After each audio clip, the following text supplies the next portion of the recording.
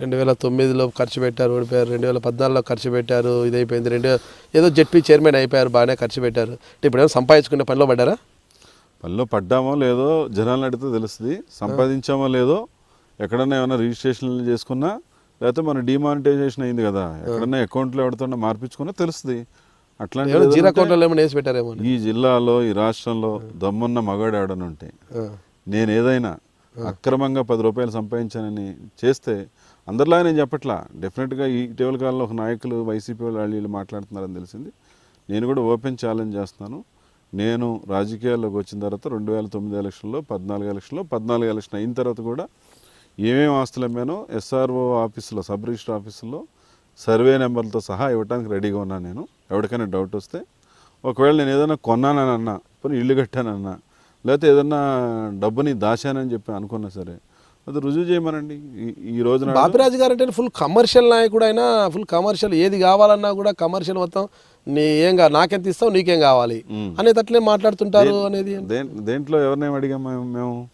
ప్రతి విషయంలో కూడా ఏ పని కూడా అడగాలి కదా. అంటే డెవలప్మెంట్స్, ఏదన్నా డెవలప్మెంట్స్, కాలువ పని కావచ్చు, రోడ్లు పనులు కావచ్చు, ఇతర ఏ డెవలప్మెంట్ చేయాలన్నా ఖచ్చితంగా మీ మార్క్ ఉండాలి. దానికోసమే ఒక 6 బినామీ కంపెనీలు కూడా పెట్టారు మీరు, కన్స్ట్రక్షన్ కానీ ఇంకోటని. ఏ దానికన్నా మీ బినామీ కంపెనీలు పోయి ముందు ఉంటాయి. ఆ బినామీల ద్వారా సంపాదించిన కంపెనీలు ఏముంటాయి? 6 కన్స్ట్రక్షన్ కంపెనీలు ఏం లేవు.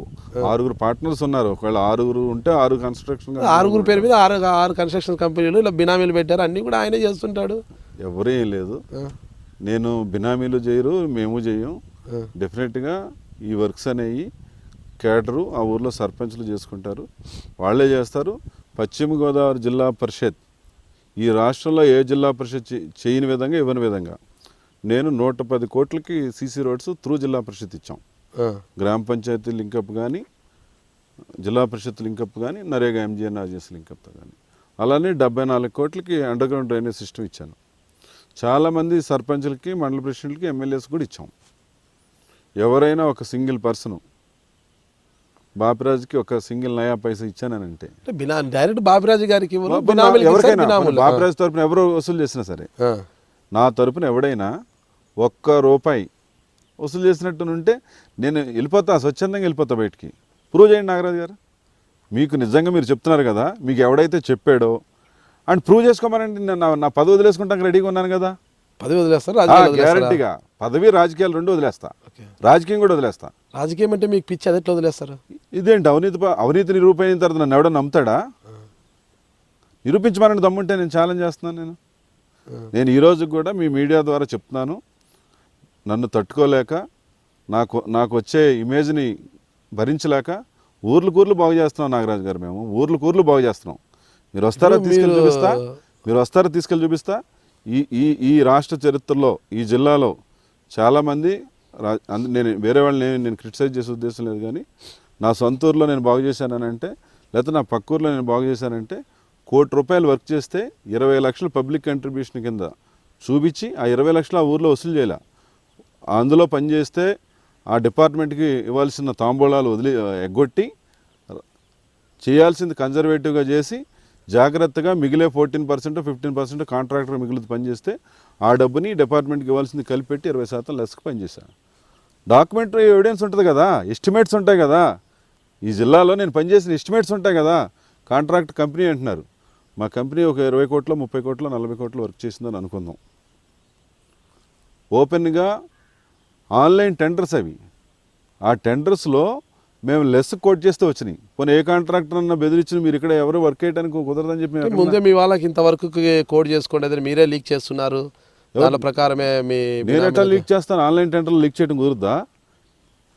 ఇదేంటి దగ్గరుండి ఏదైనా ఓపెన్ టెండర్స్ ప్రెమిసెస్లో జరిగినాయి అయితే మనం ఏదైనా చేయగలుగుతాం తప్ప, ఇక్కడ వేయచ్చు, హైదరాబాద్ వేయచ్చు, వైజాగ్ వేయచ్చు, కాకినాడ వేయచ్చు.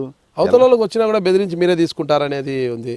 ఎక్కడన్నా ఒక్క వర్క్ ఎవడైనా కాంట్రాక్టర్ బెదిరించి నేను తీసుకున్నానంటే మాట్లాడదాం. పోనీ అసలు మేము అంత, ఇప్పుడు మేము జిల్లాలో ఇద్దరే, మాకెదురు లేదు అనుకునేవారు ఇద్దరు ఉన్నారు. ఒకరు చింతమనేని ప్రభాకర్ గారు, మరొకరు జిల్లా పరిషత్ చైర్మన్ ముల్లపూడి బాపిరాజు గారు. వీరిద్దరూ కూడా ఖచ్చితంగా అనుకుంటున్నాను నేను కూడా.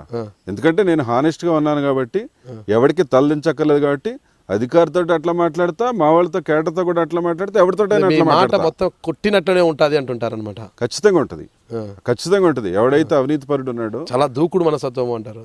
దూకుడు మా కేడర్ని పార్టీని కాపాడే విషయంలో దూకుడు తప్ప దొంగిలించడానికో దొబ్బటానికో దూకుడు కాదు. అర్థమైందండి? మీరు ఎక్కడైనా రాజకీయాల్లో దూకుడు అవసరం అంటారా? దూకుడు ఉంటే గ్యారంటీ ఉండాల్సి, దూకుడు లేకపోతే రాజకీయ నాయకుడే కాదు. ఓకే, దూకుడు ఉండాల్సిందే. దూకుడు లేకపోతే వాళ్ళు ఎవరండి? ఇప్పుడు ఎవరు పని చేయించాలంటే 1-2 సార్లు చెప్తాం, వినాలి వాళ్ళు. న్యాయంగా చెప్తాం, మేము అడుగుతాం కూడా, ఇది చేసే పని న్యాయమైన పని, ఇది చెయ్యండి 100% ఇది చేయాలని అంటే 1-4 సార్లు తిప్పి, కొంతమంది డబ్బుల కోసం, కొంతమంది ఇది కోసం వాళ్ళు పీడిస్తూ ఉంటారు. లేబర్ పాపం చిన్న వాళ్ళు పనులు బాటు చేసుకుని ఆఫీసుల చుట్టూ ఎన్నిసార్లు తిరుగుతారు వాళ్ళు. అలాంటప్పుడు గట్టిగానే మాట్లాడాలి కూడా. రాజకీయాల్లో దానివల్ల కొద్దిగా ఇబ్బందికరం కదా. మళ్ళీ మీకు గవర్నమెంట్ లేనప్పుడు మళ్ళీ అదే ఆఫీసర్ మీ దగ్గరకు వచ్చాడు. ఏమవుద్ది? గవర్నమెంట్ లేనప్పుడు ఎట్లాగో మా పని చేయడు. ఉన్నప్పుడు అప్పుడు మా వాడి దగ్గర ప్రభుత్వం అధికారంలో లేదు కాబట్టి ఇటు చేయించలేకపోయాడని అంటారు. ఇప్పుడు నేను చేయించలేకపోతే ఏమంటారు? వీడి కోసం ఏడ్చాము 10-15 సంవత్సరాలు, వీడు పోరాడి పని చేయించలేకపోయాడని అలా కూడా తిడతారు కదా మమ్మల్ని. అసమర్థుడు అంటారు కదా. ఆ మాట మేము అనిపించుకోదలుచుకోవాలా. అందుకే దూకుడుగా పోతున్నా, అంటే దూకుడుతోనే మీకు గుర్తింపు వస్తుంది. మా దూకుడు ప్రజలకి, మా పార్టీ శ్రేణులకి ఉపయోగపడే విషయంలో, న్యాయమైన కోరికలు సాధించే విషయంలో 100% దూకుడుగా వెళ్తాం. ఇంకా అవసరమైతే దూకుడు పెంచుతాం. ఈ గవర్నమెంట్ని, ఈ జిల్లాలో ప్రజలు మాకు ఇచ్చిన నమ్మకాన్ని, చంద్రబాబు నాయుడు గారి మీద పెట్టిన నమ్మకాన్ని ఇంకా 5 రెట్లు పెంచాలని అంటే ప్రజలకి, గ్రామాలకి విచ్చలవిడిగా మేము పనిచేయాలి. దూకుడుగానే వెళ్తాం, డౌటే లేదు అందులో.